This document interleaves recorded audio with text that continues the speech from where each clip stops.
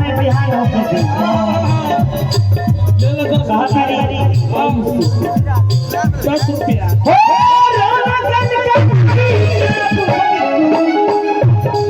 मुर्गी मार के आवा बढ़िया से भोजपुरी में मुर्गी के बड़ा महत्व होला बबुआ मरवा लो राजा जी के खाली भेज से आवा उठावा से उठ जब सट आए हैं